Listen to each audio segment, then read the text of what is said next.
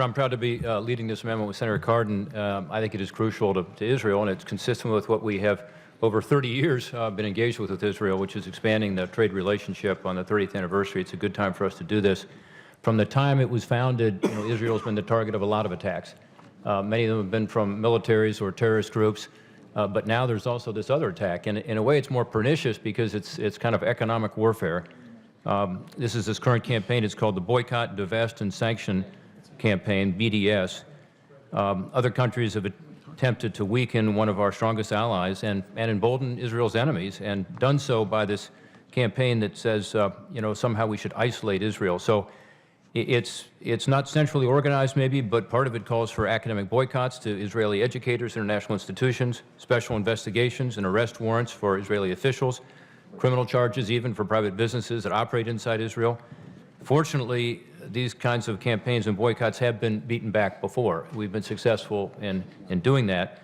And Senator Cardin just mentioned that when I was U.S. Trade Representative in 2005, we did work with Bahrain and Oman on free trade agreements. In fact, I was able to sign the Bahrain agreement and negotiate the Oman agreement, and we got them to end their boycotts with Israel.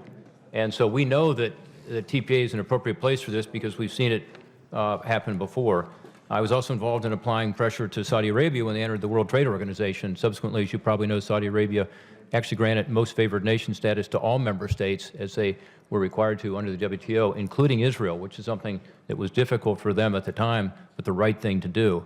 So, look, today there are new challenges posed. Senator Cardin's mentioned that the EU is one of our concerns. Unfortunately, some of our European allies are engaged in this. Banks from Sweden, Denmark, and the largest pension fund in the Netherlands have all divested from Israel's financial institutions.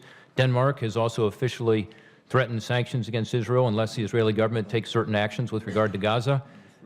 There's a threat by some in the EU to boycott some meat and dairy and poultry products from certain areas of Israel, depending on how those products are labeled. So I'm pleased that some provisions requiring reports and other studies on this issue were included in the customs bill. I know that you, Mr. Chairman, have a strong interest in this issue. And I think that's good. However, this amendment is necessary because we believe combating these anti-Israeli efforts should be a principal negotiating objective. That would really demonstrate the importance of the issue. It ensures that our skilled trade negotiators will continue to confront this issue, just like they did with Bahrain and Oman. A watered-down version of the amendment, I think, doesn't make this a principal negotiating objective, and therefore it wouldn't be enough. AIPAC has written in a letter just today, quote, "We hope the committee will support the amendment and not dilute its language." Further, AIPAC has said it's essential that this bill include principal negotiating objectives for our trade negotiators, which, of course, is the point of this amendment.